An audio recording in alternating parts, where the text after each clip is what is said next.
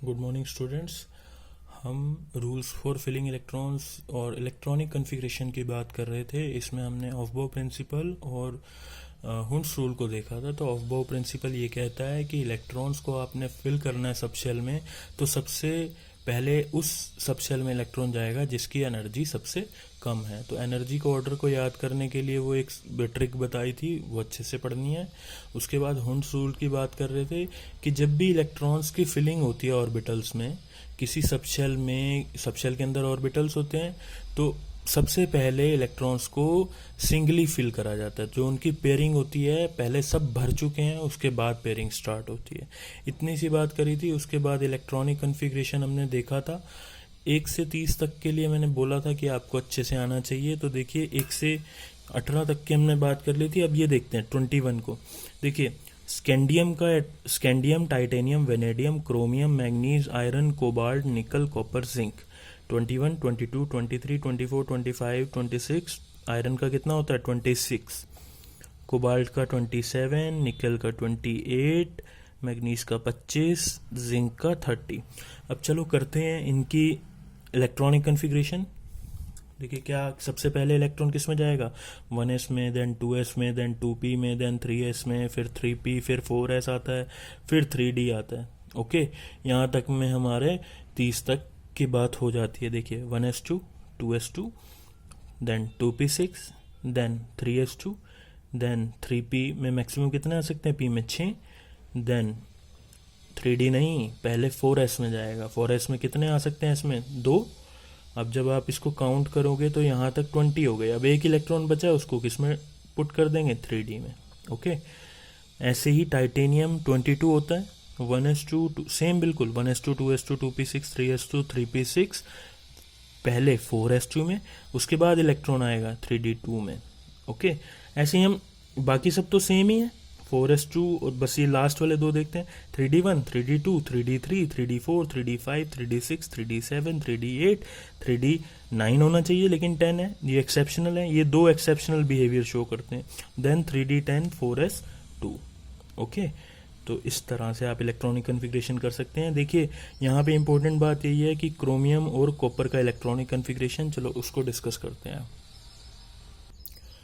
देखिए कॉपर का जो इलेक्ट्रॉनिक कॉन्फ़िगरेशन नॉर्मल हमने देखा है, कितना होता है? 3d9, 4s2। और क्रोमियम का कितना होता है? क्रोमियम का 24 होता है एटॉमिक नंबर, तो कितना होता है? 3d4, 4s2। Okay, 3d4, 4s2। अब देखिए यहाँ पर एक जगह खाली है, एक बॉक्स खाली है ना। अगर ये एक इलेक्ट्रॉन 4s से जंप करके इसमें आ जाए तो ये बिल्कुल कम्प्लीटली हाफ फिल हो जाएगा। अब जब ये हाफ फिल है तो इसकी स्टेबिलिटी ज़्यादा है, इसलिए क्या होता है, ये एक इलेक्ट्रॉन यहाँ से उठ के यहाँ पे आ जाता है। तो जो क्रोमियम का इलेक्ट्रॉनिक कॉन्फ़िगरेशन होता है वो कितना होता है? 3d5, 4s1। हुआ क्या है, एक इलेक्ट्रॉन इधर आ गया। ये सारा खेल स्टेबिलिटी का है, क्योंकि अगर एक इलेक्ट्रॉन यहाँ आ जाता है तो ये जो एटम है वो स्टेबिलिटी गेन कर लेता है। इसलिए इसका इलेक्ट्रॉनिक कॉन्फ़िगरेशन 3d4, 4s2 की जगह क्या लिखेंगे? 3d5, 4s1। सेम कॉपर के लिए, कॉपर में 3d9 होता है। अगर एक इलेक्ट्रॉन और आ जाए यहाँ पे तो ये कम्प्लीटली फिल हो जाएगा, पूरा भर जाएगा ना। तो पूरा भरने से इसकी स्टेबिलिटी, तो एक इलेक्ट्रॉन क्या करता है, यहाँ से उठ के यहाँ पर आ जाता है। तो इस तरह से कॉपर का क्या हो जाता है? 3d10, 4s1। पीछे वाला तो सब सेम ही है, आप लिख लेंगे। अब ये तो हो गए दो इसको आपको ध्यान में रखना है, क्रोमियम और कॉपर का। ये पूछा जाता है, बहुत इंपॉर्टेंट क्वेश्चन है। अब आयंस की बात करते हैं। देखिए ये आयरन है। आयरन का जो एटॉमिक नंबर होता है वो 26 होता है। तो 26 की बात करें तो क्या? 1s2, 2s2, 2p6, 3s2, 3p6, 4s2, then 3d6। Okay, अब अगर आपको दिया हुआ है आयरन +2, अब इस +2 का मतलब क्या है कि दो इलेक्ट्रॉन निकाल दो। अब ये दो इलेक्ट्रॉन कहाँ से जाएंगे? यहाँ से जाएंगे या यहाँ से जाएंगे? तो ऑब्वियसली जो 4 होता है, ये 4 क्या है? फोर्थ शेल, बाहर जो शेल है वहीं से दो इलेक्ट्रॉन जाएंगे ना। तो ये दो, कितने इलेक्ट्रॉन निकालने हैं? वो 2 कह रहा है, तो 2 इलेक्ट्रॉन यहाँ से निकाल दो, यहाँ 0 बन गया। अब क्या हो जाएगी नई इलेक्ट्रॉनिक कॉन्फ़िगरेशन? ये 4s0 लिखो ना लिखो, आपकी मर्जी है। अब देखिए यहाँ दिया हुआ है आयरन +3। तो +3 का मतलब क्या है कि दो इलेक्ट्रॉन तो यहाँ से जाएंगे, अब यहाँ से तो ये तो खाली हो गया, अब अगला इलेक्ट्रॉन 3 निकालने ना, तो अगला इलेक्ट्रॉन मजबूरी है हमें 3d6 से ही निकालना पड़ेगा, तो ये क्या बन जाएगा 3d5। तो इस तरह से भी इलेक्ट्रॉनिक कन्फिग्रेशन एक तो नॉर्मल होती है, एक आयनिक होती है। आयनिक में बस हमें इलेक्ट्रॉन्स का रिमूवल करना होता है, तो इस तरह से आप कर सकते हैं। ओके, ऐसे भी पूछ लेता है कि आयरन के +3 में कितने अनपेयर्ड इलेक्ट्रॉन हैं, तो आप इलेक्ट्रॉनिक कन्फिग्रेशन लिखेंगे, बाहर देखेंगे 3d5, क्योंकि अंदर तो सब पेयर ही है, यहाँ तक तो सब पेयर है, तो 3d5 है, तो हम बोल देंगे कि यहाँ पे 5 अनपेयर्ड इलेक्ट्रॉन है। ऐसे ही वो पूछेगा कि आयरन +2 में कितने अनपेयर्ड इलेक्ट्रॉन हैं, तो कितने हैं 1 2 3 4 अनपेयर्ड इलेक्ट्रॉन, आंसर। ओके, किसी पर्टिकुलर शेल में कितने मैक्सिमम इलेक्ट्रॉन्स की जगह होती है, वो एक फार्मूला बताया था 2n²। जैसे फर्स्ट शेल की बात करें तो 2n की जगह क्या रख देंगे 1, 2 1² मतलब 2।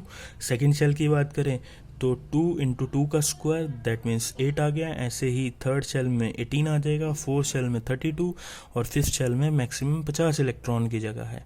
ओके, तो देखिए हम ऐसे लिख सकते हैं सिंपल, 2 8 फिर 18 नहीं लिखते, 2 8 देन 8 देन 2 देन दोबारा से 10। अगर आपको ऐड करना है तो +10, क्योंकि आपको पता है ना थर्ड शेल में यहाँ पे हमने 8 लिखा है तो 10 की खाली है। पहले हम स्टार्टिंग ऐसे ही करते हैं 2 8 8 2, और अगर थर्ड शेल में मतलब जो +10 और कर देंगे यहाँ पर।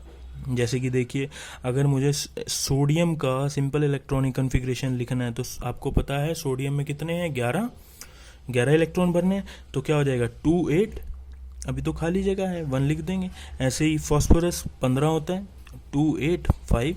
ऐसे ही 19 लिखना है तो 2 8 8, यहाँ पे क्या आ जाएगा 1। ऐसे ही 20 के लिए यही हो जाएगा 2 8 8 2। अगर मुझे 26 लिखना है, मतलब कोई एटम है मेरा आयरन ही है, आयरन 26 के लिए मुझे अपना सिंपल इलेक्ट्रॉनिक कन्फिग्रेशन लिखना है। ये सिंपल इलेक्ट्रॉनिक कन्फिग्रेशन है, ये एक्सपेंडेड फॉर्म है, काम की ये चीज़ है, बस ये भी बता देते हैं। तो मुझे लिखना है 26, तो मैं कैसे लिखूँगा 2 8 8 2।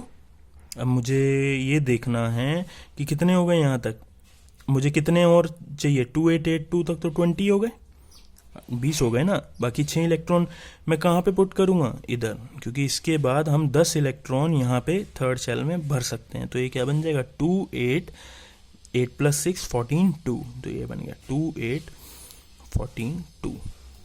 ओके, तो इस तरह से आपको आना चाहिए ये चीज़ भी।